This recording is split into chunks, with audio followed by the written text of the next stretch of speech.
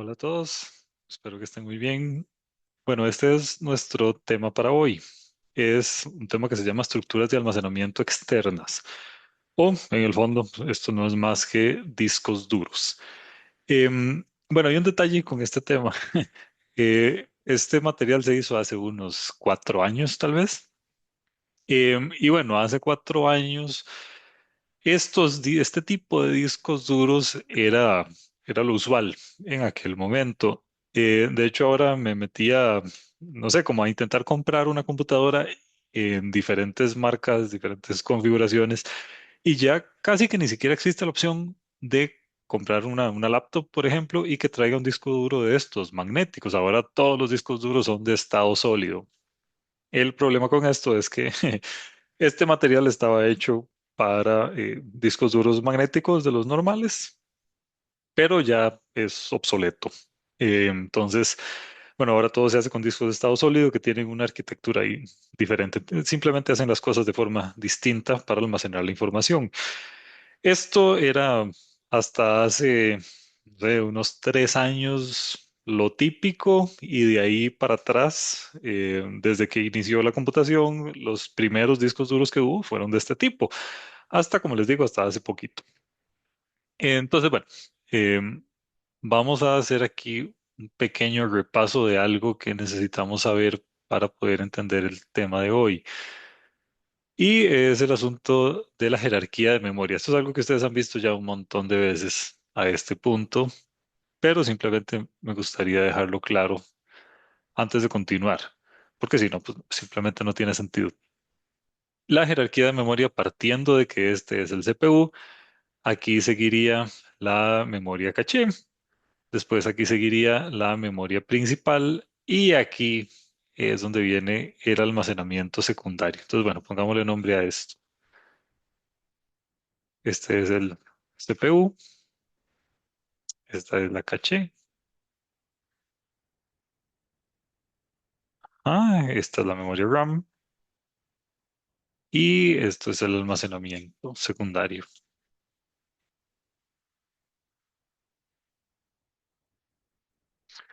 Entonces, esto está conectado así de esta manera. Esto está pegado aquí, esto está pegado aquí, esto está pegado aquí.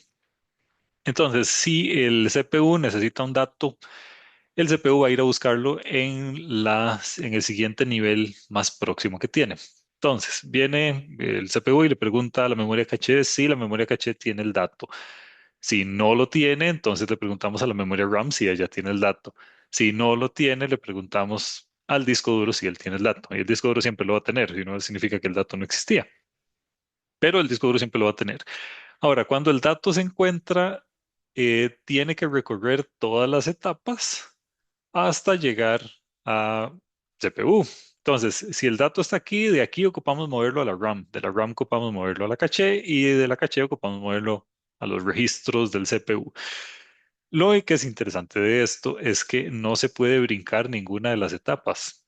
O sea, no podemos agarrar y decir, uy, ok, el dato está en el disco duro y lo voy a pasar directo al CPU. Si ustedes ven los diagramas de cómo están conectadas las cosas en un sistema computacional, no hay una conexión directa entre el CPU y alguien diferente, alguna jerarquía de memoria diferente que no sea la memoria caché. Entonces, sí existe un cablecito que me conecta al CPU con la memoria caché. No existe un cablecito que me conecte el CPU con el almacenamiento secundario o con la memoria RAM. Entonces, uno no puede brincarse las etapas. Incluso si la caché tiene varios niveles, por ejemplo, actualmente los CPUs comunes tienen 3 niveles de memoria caché. El dato tiene que pasar por todos ellos hasta llegar al CPU. Entonces, bueno, esta es la jerarquía de memoria. Otro detalle interesante aquí es que esta última etapa es opcional. Si ustedes recuerdan las arquitecturas de computadoras más simples, recordemos, por ejemplo, la arquitectura von Neumann. Creo que se escribe así. Perdón si no. Em, esta arquitectura tiene un CPU aquí, tiene una memoria de datos e instrucciones aquí y tiene dispositivos de entrada y de salida aquí. Y está conectado de la siguiente manera. Mm, ok, este va con este. Entonces, este es el CPU, esta es la memoria, tanto de datos como de instrucciones, y estos son los dispositivos de entrada y salida. Ok, entonces, esta es la arquitectura de Unión. La arquitectura Harvard, que es la otra opción, es similar a esa. Eh, Solo que vean que en esta arquitectura no existe el concepto de almacenamiento secundario. Si quisiéramos añadirle el concepto de almacenamiento secundario a esto, ocuparíamos venir a ponerlo como un dispositivo de entrada y de salida externo. Entonces, esa cosa debería de quedar eh, aquí. Aquí estaría el almacenamiento secundario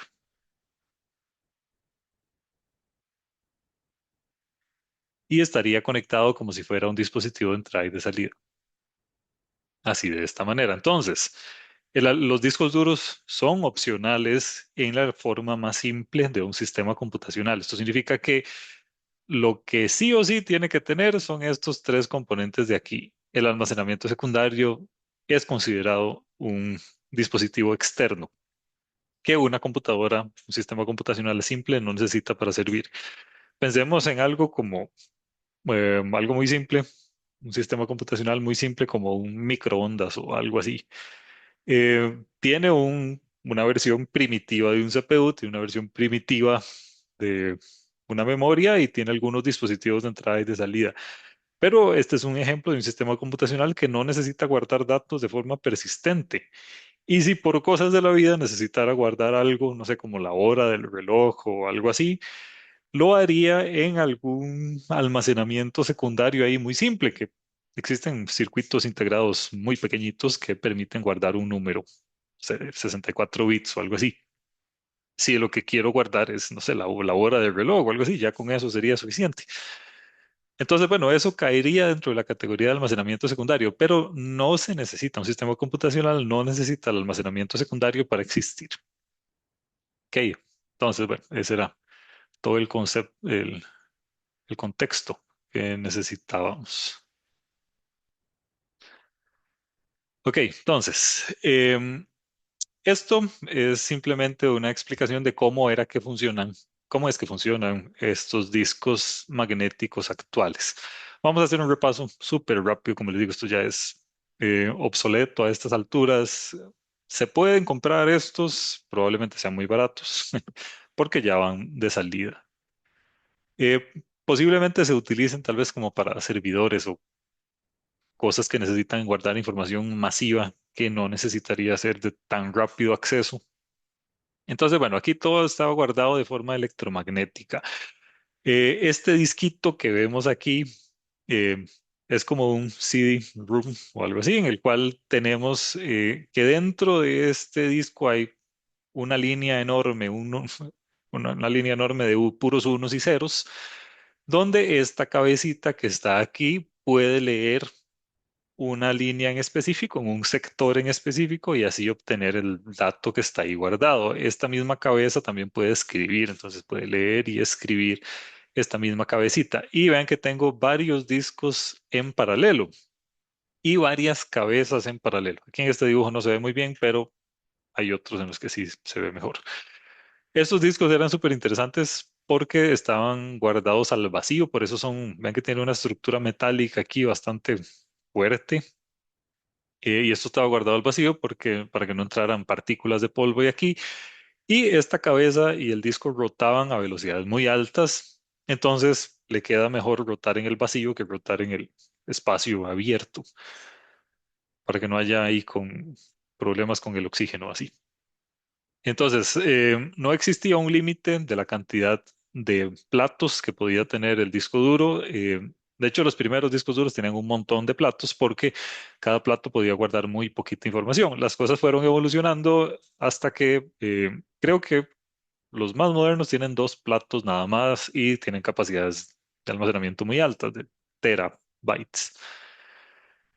Estos platos eran no eran de hierro, digamos, eran de aluminio o de vidrio y estaban cubiertos con una capa de algo que se llama óxido férrico o cobalto también.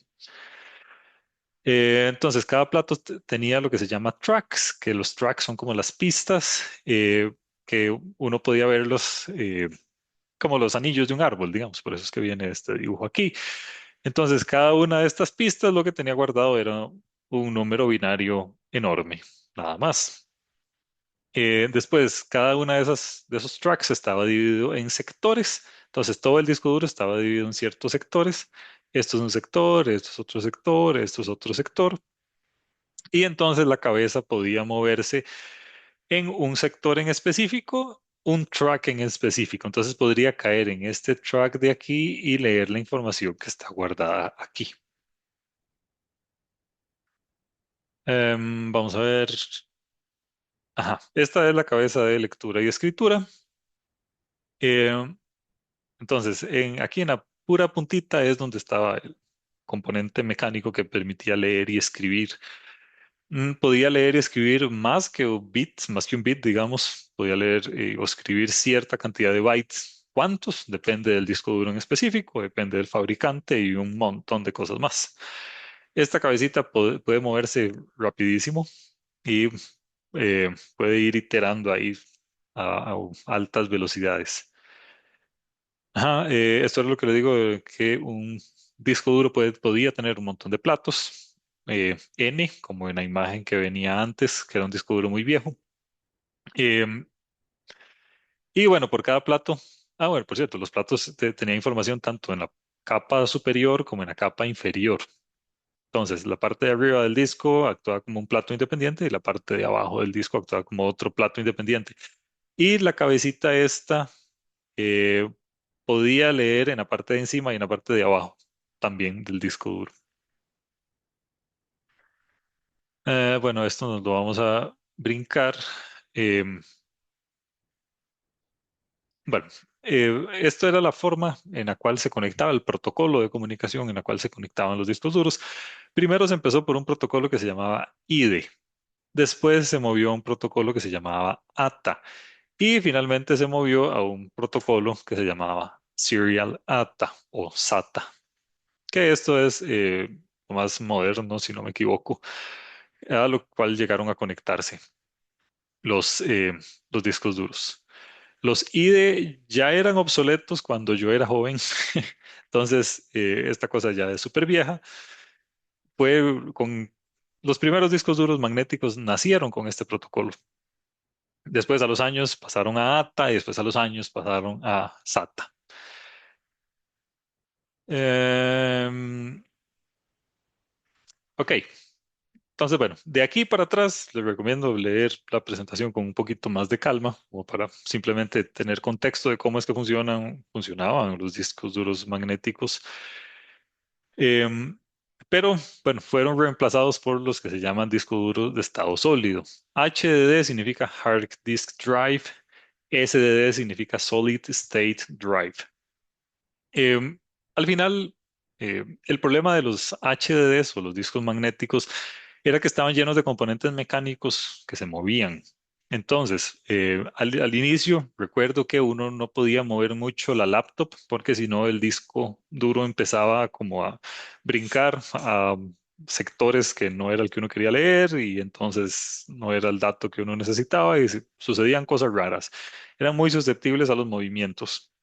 También al tener esta cosa operando aquí con un motorcito, literalmente tenía un motorcito operando a un montón de revoluciones por minuto. ¿Cuántas RPMs dependía del disco duro en cuestión? Los más modernos operaban a velocidades muy altas, no sé exactamente cuánto, ahí ustedes podrían buscarlo, pero sí eran muy altas, digamos 12.000 revoluciones por minuto, cosas así. Entonces, bueno, al estar lleno de componentes mecánicos, consumían mucha electricidad. Tener un motor rotando a 12.000 revoluciones por minuto parejo consume un montón de electricidad. Al final se hicieron súper eficientes y toda la cosa, pero igual es un motor mecánico ahí dándole. Y por otro lado tenemos los discos duros de estado sólido, que esto es como la tecnología que viene en las memorias flash. o en lo que en Costa Rica, no sé por qué, se le conoce como llaves mayas. Entonces es la misma tecnología que tenemos en las memorias flash, puesta en un disco duro y poniendo un montón de esas celdas. Entonces vean que este dibujo lo ilustra muy bien, o este otro de acá. Cada una de estas es como las celdas que tendría una unidad flash. Ahora, ¿de cuánto es cada una de estas celdas? Pues bueno, depende de un montón de cosas, depende del disco duro, pero digamos que cada una de estas es de, no sé, 20 gigas. Entonces, bueno, uno agarraba 20 y lo multiplicaba por la cantidad de celdas que tenía y esa era la capacidad total del disco en cuestión. Ahora, estas celdas, algunos fabricantes utilizan un tipo de celda flash que se llama NAND. Entonces, al final, si uno le hace zoom a una celda de una unidad flash con tecnología NAND, va a ver algo así. Y vean que en el fondo esto no es más que un montón de transistores. Entonces, una celda de memoria de una unidad flash no es más que un arreglo de transistores en una configuración específica con un tipo de transistor específico, pero son transistores al fin.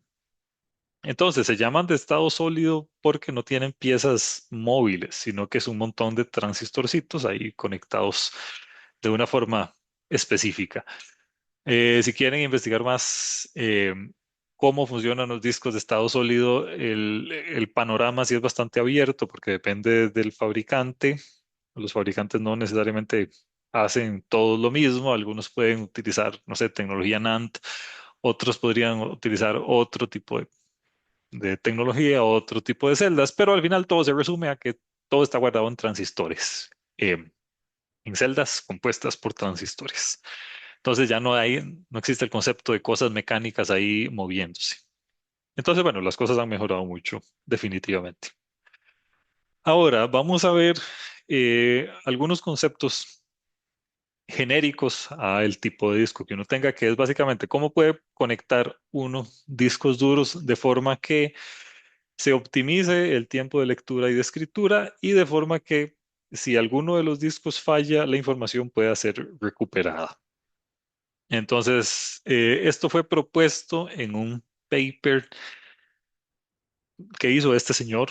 Por cierto, este señor tiene actualmente, no sé, como unos 80 años, es un profesor de Estados Unidos, creo que es ingeniero eléctrico, si no me equivoco, bueno, informático, parece, que se llama David Patterson. Bueno, tiene 77 años, es de Estados Unidos. Y lo interesante de este señor es que ha propuesto un montón de papers y libros desde hace un montón de años que básicamente sentaron las bases de lo que hoy se conoce como arquitectura de computadores.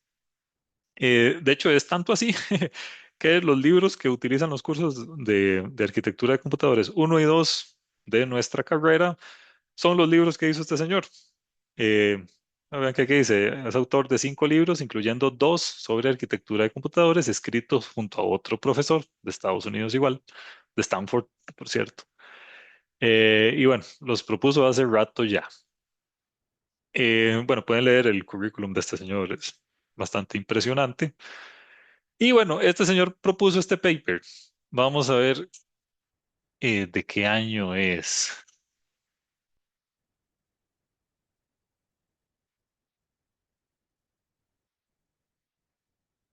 1988. Entonces, bueno, es un paper del año 1988 donde este señor simplemente explica cómo se pueden conectar varios discos duros eh, con el fin de tener redundancia. Eso significa que si alguno de los discos falla, la información puede ser recuperada y de forma que se optimice el tamaño del almacenamiento total y se optimice también el tiempo de lectura y el tiempo de escritura de la información sobre esos discos. Em, bueno, ahí les dejo de tarea leer esto así por encimita. Tiene cosas ahí complicadas. Es un paper bastante viejo ya, entonces puede que haga referencia, de hecho lo hace referencia a cosas pues que ya no existen o ya simplemente no se utilizan.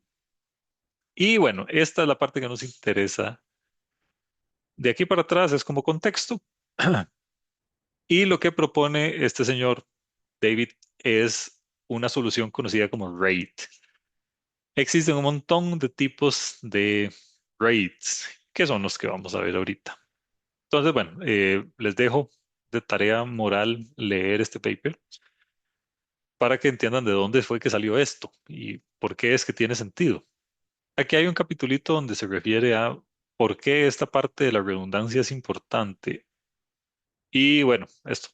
Resulta que los discos duros, especialmente los magnéticos, tenían una vida útil no tan larga como uno esperaría. Entonces duraban unos poquitos años. No recuerdo exactamente cuántos años. Y bueno, obviamente las cosas mejoran con el tiempo. Pero, digamos, no eran 10 años lo que tenía de vida útil un disco duro. Entonces, cuando ya estaban en la segunda mitad de su vida útil, era común que fallaran. Y cuando un disco falla, pues bueno, toda la información que tiene dentro se pierde, a menos que uno utilice herramientas de recuperación súper complicadas, como sacar los platos del disco y armarse ahí como una carcasa al vacío para poder recuperar esa información. Que de hecho, eso sí existe. Recuerdo que había una empresa en Estados Unidos que hacía eso. Uno le mandaba el disco duro malo y ellos literalmente sacaban los platos y los montaban en otro disco ahí y recuperaban la información. Pero bueno, entonces, en resumen, cuando un disco duro se falla, de toda la información que tiene dentro, pues se muere también. Existen dos conceptos aquí. Uno es data stripping, que esto es agarrar un dato o un número binario que yo quiero guardar y lo parto en pedacitos. Stripping es como agarrar y partir en pedacitos. Yo puedo hacer stripping a nivel de bit, eso significa que parto la información en bits. Puedo hacer stripping a nivel de byte, significa que parto la información en bytes. Un byte son 8 bits. Y puedo hacer también stripping a nivel de bloque, que eso es agarrar la información y partirlo en bloques grandes, por ejemplo, 64 kilobytes o 128 kilobytes. Entonces, la información que guardo en los discos es un bloque de 128 kilobytes, por decir algo. Y mirroring, mirror pues significa espejo, es simplemente la información que guardo en un disco, la replico a otro disco, así tal cual. Entonces, guardo lo mismo en más de un disco diferente. Esto lo vamos a ver en eh, cuando veamos lo de los arreglos RAID. Otro concepto que necesitamos es lo que se llama bit de paridad. Existen dos tipos de paridad. Una es paridad par y otra es paridad impar. Y el algoritmo para calcular la paridad es súper simple. Es simplemente agarrar y sumar la cantidad de unos que tiene la cadena binaria que se estoy analizando. Esta es la forma más simple de detectar errores de transmisión. Lo que sucede con la transmisión de datos es que cuando la información viaja del emisor hacia el receptor, el medio por el cual viaja esa información podría hacer que alguno de los bits se flipee. Entonces, por ejemplo, vamos a hacer un dibujito aquí. Ah, digamos, yo tengo aquí el emisor y tengo aquí el receptor.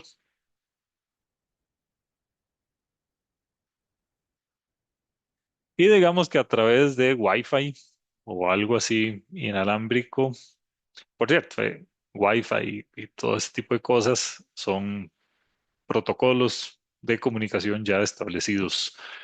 Normalmente fueron establecidos por la IEEE y eso es un estándar ahí de la IEEE, pero es un protocolo. Entonces, por eso es que diferentes fabricantes adoptan ese protocolo y uno puede conectarse a un Wi-Fi de una marca y conectarse con el mismo dispositivo a otro Wi-Fi de otra marca porque simplemente implementan el protocolo Wi-Fi. Entonces, digamos que el dato que yo quiero transmitir es 1001, 0001, por decir una cosa. Entonces, esto es un paquete que viaja desde el emisor hacia el receptor. Lo que puede pasar es que en el camino algo pase. No sé, que la conexión no es tan buena, que esté lloviendo, que haya ahí condiciones climáticas adversas. Entonces, eso se traduce en que mis bits se empiezan a flipear. Entonces, eso lo que significa es que los ceros se me convierten en unos y los unos se me empiezan a convertir en ceros. Así tal cual, digamos. O que simplemente no llegue nada. Entonces ese cero se me convirtió en uno y este otro cero se me convirtió en uno también. Entonces, el número que yo transmití, la información que yo transmití no fue la que yo quería transmitir. Lo que recibe el receptor no era lo que yo quería. Al final aquí recibí 1011 0011, que era diferente al número original que yo quería transmitir. Entonces, existe esto que se llama eh, paridad, el bit de paridad, que es agregar un bit extra al final de la cadena donde voy a guardar lo que se llama el bit de paridad. Vamos a limpiar esto. Ujú. Y bueno, cómo funciona es súper simple. Es simplemente contar la cantidad de unos. Eh, Tanto el emisor como el receptor tienen que ponerse de acuerdo qué tipo de paridad van a usar. Hay dos tipos. Una se llama paridad par y otra se llama paridad impar. Entonces, de lo que se trata es que la paridad par va a poner un uno en el bit extra de paridad si el número de unos es par. Ah, no, mentira. Si el número de unos es impar, con el fin de que se convierta en par. Y la paridad impar va a contar la cantidad de unos. Si es par, va a agregar un uno extra para que se convierta en impar. Ya vamos a ver un ejemplo. Pero todo se resume a contar unos. Tengo dos tipos de paridad, par o impar. Y entonces, vean, este es el número original. Y este numerito del final que viene resaltado en negrita es el bit de paridad. Entonces, contemos la cantidad de unos que hay aquí. Hay cuatro unos. Eso significa que en paridad par no tengo que añadir un uno aquí para que la cantidad de unos sea par. En la paridad impar yo quiero que la cantidad de unos sea impar, entonces añado un uno aquí para que haya 5 bits en uno y que entonces sea impar. En el fondo, aquí yo quiero que la cantidad de unos sea par en la paridad par. Sabe toquecito. Poner esto más chiquitito. Ay, vamos a ver dónde cambia el tamaño.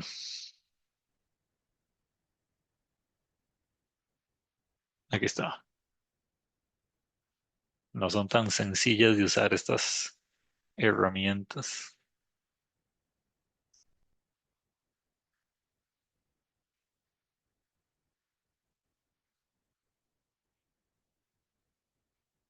¿Mm?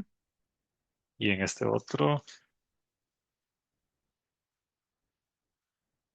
quiero que la cantidad de unos sea impar. Ok, entonces, aquí no tengo que agregar ningún uno para que la cantidad de uno sea par, entonces estoy bien.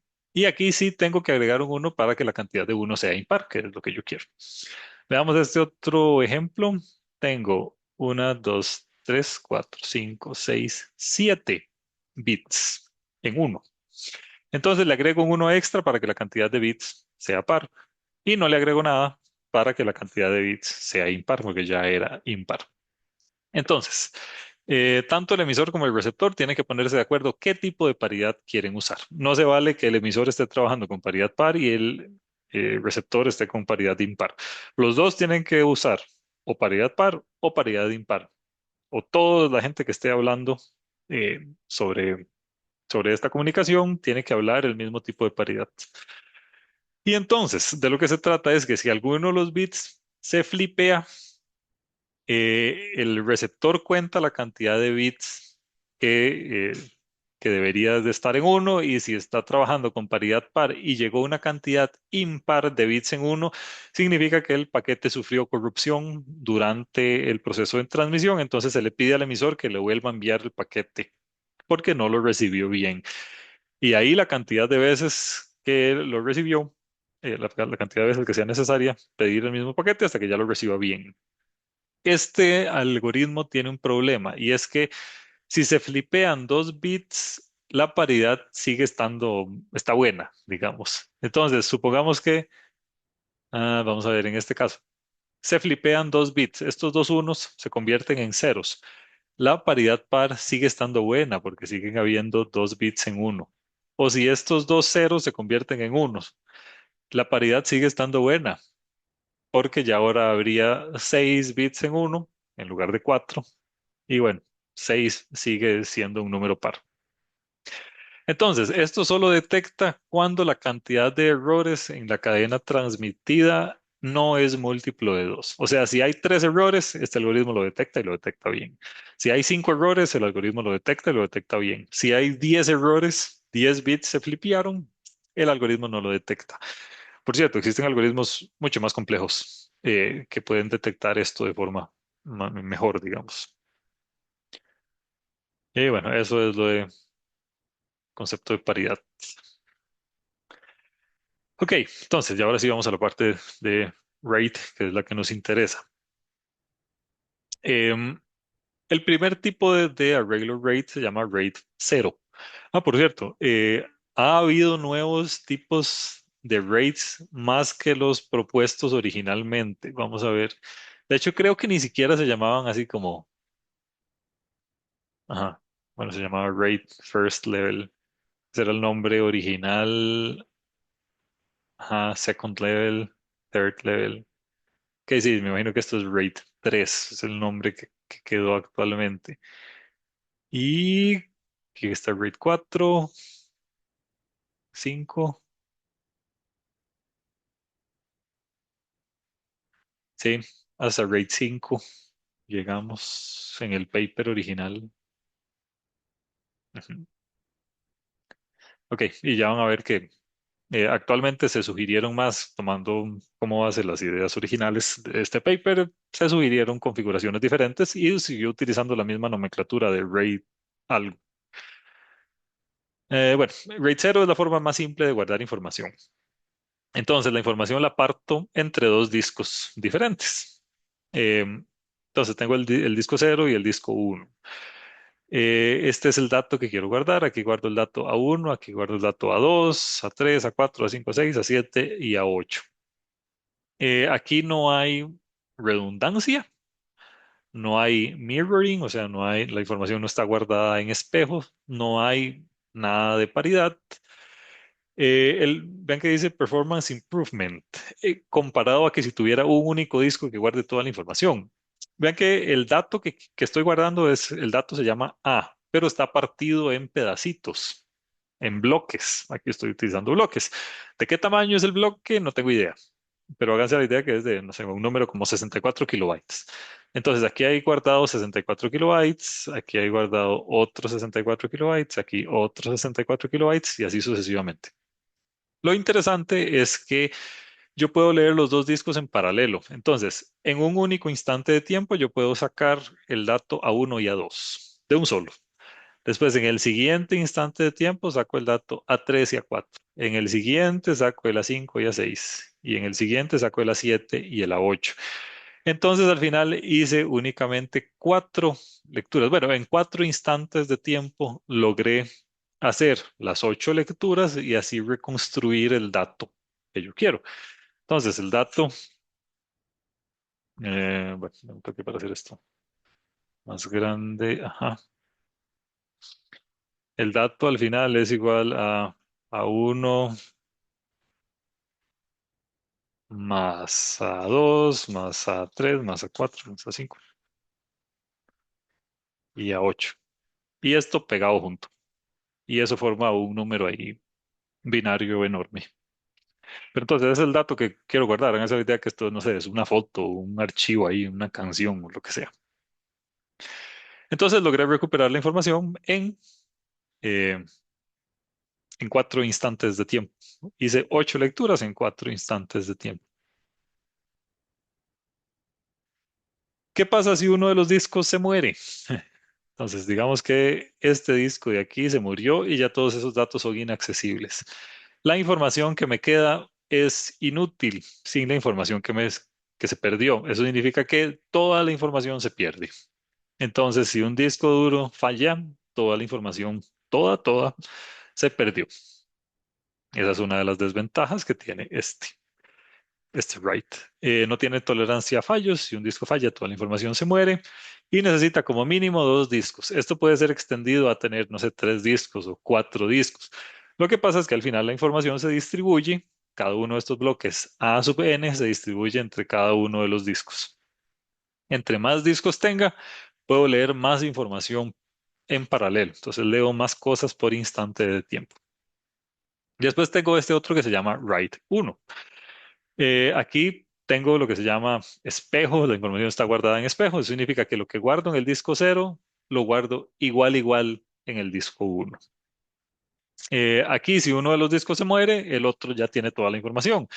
Entonces puedo reconstruir la información. Bueno, no necesito reconstruirla, ya está guardada así tal cual en el otro disco. Si los dos discos se mueren, pues si no hay nada que hacer, ¿verdad? Esto se llama redundancia. Es cuando yo guardo cosas igual, cuando tengo cosas duplicadas, hardware duplicado, así tal cual.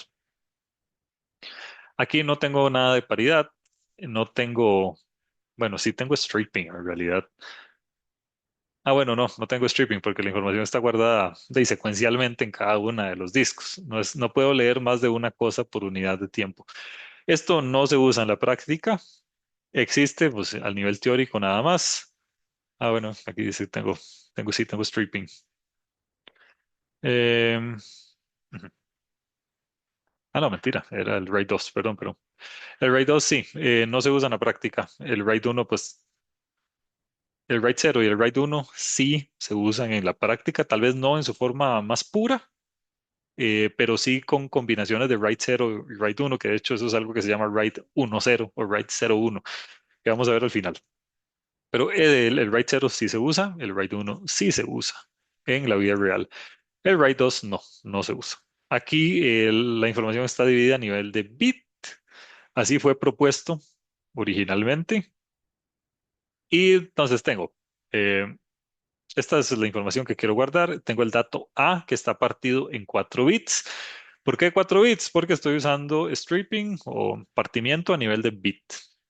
Entonces, cada uno de los datos está partido en 4 bits diferentes.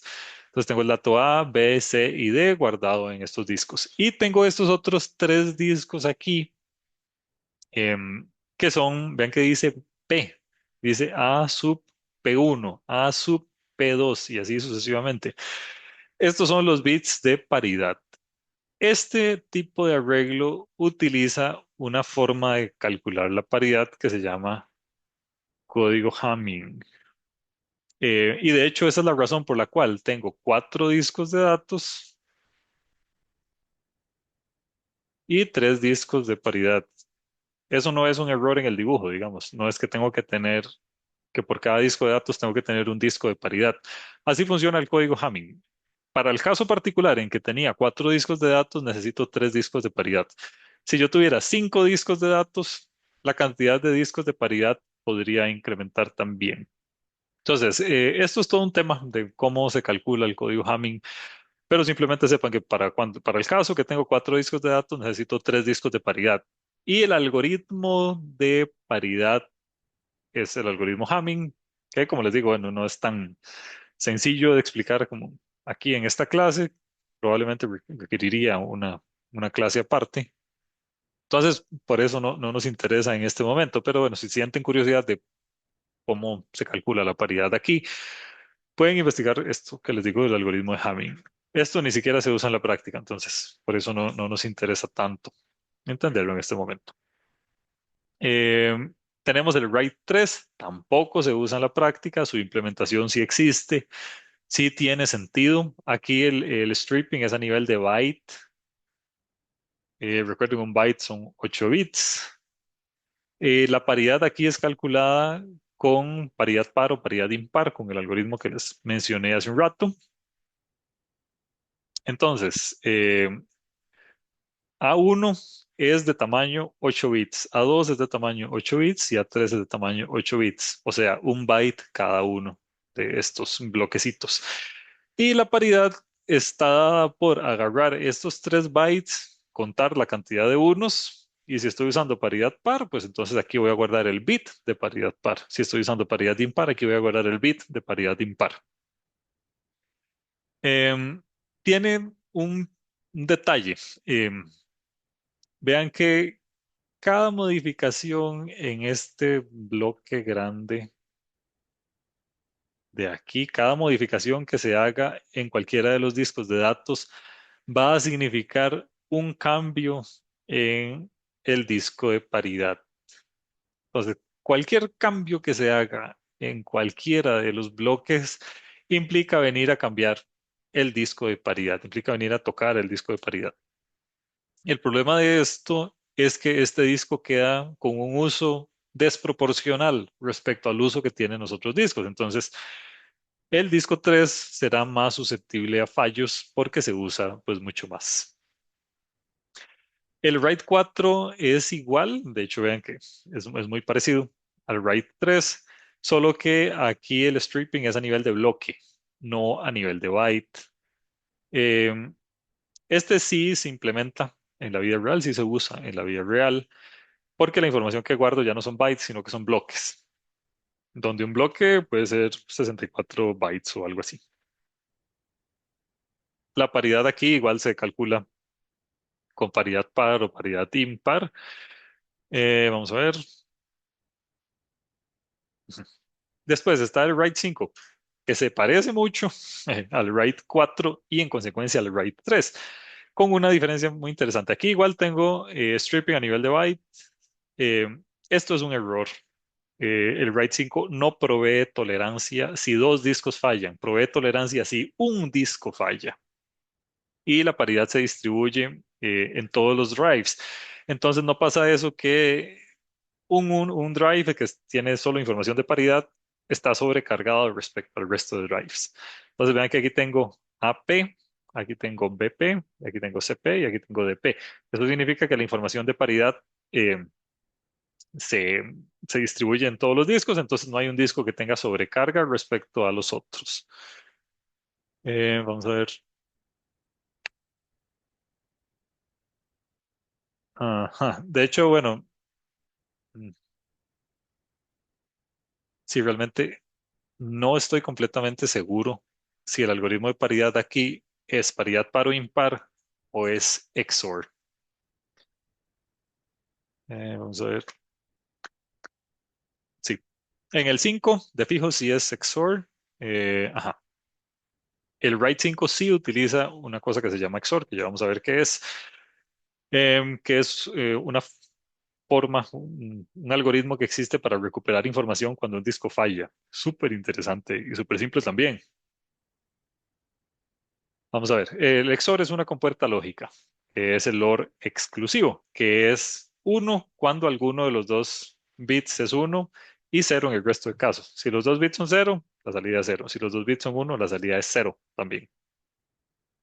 Y esta compuerta lógica es súper interesante porque me permite recuperar información cuando alguno de los discos falla. Solo puede fallar uno de los discos, eso sí. Si fallan dos, la información ya es irrecuperable. Entonces, estos bloques que vienen aquí amarillos son los bloques del XOR. Son los cálculos de paridad usando el algoritmo de XOR. Entonces, esta es información original, esto sería A1, A2, A3, esto sería B1, B2, esto sería B3, esto sería C1, esto sería C2, esto C3 y esto D1, D2 y D3. Entonces, ahora, ¿de dónde salieron estos numerillos? De aquí. Es aplicarle XOR a cada uno de los números del dato original. Entonces, calculemos la paridad para el caso de la información A1 o stripe 1. Es súper simple, es agarrar 0100. Voy a hacer esto un poquito más grande para que sea más fácil. Vamos a ver si así. Ajá. 0100, 0101, 0010. Y a todo esto le voy a calcular XOR. Vamos a ver, voy a poner una rayita. Ujú. Y la operación a ejecutar es XOR. Ujú. Ok, entonces, bueno, ¿cómo funciona esto del XOR? Tengo que agarrar cada una. de las columnas y contar cuántos unos tengo. Si más de un uno está levantado, significa que tengo que poner un cero, porque así funciona la compuerta XOR. Entonces, analizo cada una de las columnas que tengo. Entonces, vamos a ver. El, el menos significativo va a ser uno. El otro va a ser uno también. Este va a ser cero. Y el de más a la izquierda va a ser cero también. Ujú. Ese es el resultado del XOR, de aplicar el XOR a estos tres números de aquí. Y quedaría 0011. Y vean que coincide con la información de paridad que yo guardaría en, en este bloque de acá. Entonces, simplemente es cuento cuántos unos hay. Si la cantidad de unos es mayor a uno, entonces va a ir un cero. Aquí tengo un 1 y aquí tengo un uno y le puse un cero porque así funciona la compuerta XOR. En el caso que tengo uno uno, la salida es un cero. Hagamos el ejercicio para algún otro dato. Calculemos este de aquí. Voy a calcularlo aquí a la derecha. Entonces, los números de entrada son 0001. Uy, mira qué loco. Es que tengo un teclado que pone emojis, tiene una tecla para poner emojis. 11001, 1010. Ajá, entonces el resultado aquí sería cero, el resultado aquí sería uno, aquí sería uno y aquí sería cero. Nuevamente, esto fue aplicar XOR a esos números a los números de entrada. Y la salida es 0110, que coincide con lo que debería de ser, que es esto, 0110. Ahora, la magia de este algoritmo es que si por cosas de la vida cualquier disco se me muere, puedo recuperar la información que iba en ese disco aplicándole XOR a lo que sea que haya quedado vivo. Entonces, veamos, calculemos este de B. Entonces, la regla es aplicar XOR al resto de datos que quedaron vivos. 0010, 0110, 0100. Entonces, la salida aquí es cero, la salida de esta columna es cero también, aquí es cero y aquí cero. Entonces, el dato B debería ser 0000. Y déjale a confirmar si era 0000. Sí, sí era 0000. Bueno, aquí está. Entonces, esa es la magia del RAID 5, que si alguno de los discos se muere, le aplico XOR a lo otro y puedo regenerar la información que estaba en ese disco que se perdió.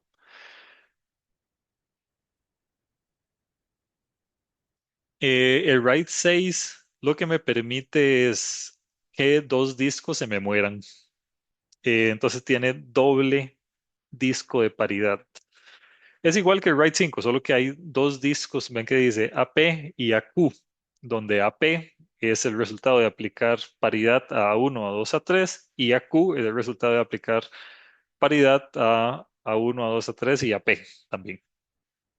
Entonces, esto permite que dos discos se mueran. Puedo recuperar la información eh, utilizando ese disco extra, digamos, que no tenía en el RAID 5. La desventaja del RAID 6 versus el RAID 5, que ocupa un disco extra, nada más, y un disco de paridad extra. Eso significa que cada vez que yo hago un cambio, tengo que ir a modificar dos datos de paridad, ya no uno. Y la principal ventaja es que me permite que dos discos se mueran y que igual la información pueda ser recuperada. Y el último tipo de paridad, al menos de los más comunes, es el RAID 1.0 o RAID 0.1. También se conoce como uno más cero o cero más uno. De lo que se trata es aplicar RAID 0 y RAID 1 en la misma configuración. Entonces veamos este caso de la izquierda, este de aquí, con RAID 1.0. Entonces, tengo dos arreglos distintos de RAID 1 y esos dos arreglos están vistos como si fueran un RAID 0 a nivel superior. Y el RAID 01 es, tengo dos arreglos de RAID 0 y están conectados ellos dos como si fueran un RAID 1. Este ya es el tope, digamos. Tiene una excelente redundancia, tiene un excelente rendimiento y es la mejor opción para aplicaciones de misión crítica. Eso es donde si se pierde la información que estaba guardada en esos discos es catastrófico. Pensemos en cosas como seguridad nacional o información súper confidencial que tiene que existir sí o sí por siempre. Entonces, no sé, cosas como el ejército, los ejércitos de los países que tienen ejércitos van a utilizar configuraciones así, bien complejas. La cantidad de discos que se utiliza aquí es brutal, pero eso no es problema porque vale más la información que el costo de tener los discos. Y bueno, vamos a llegar hasta acá.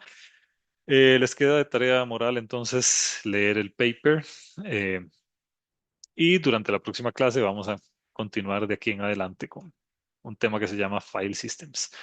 Y eso es todo de mi parte. Muchas gracias.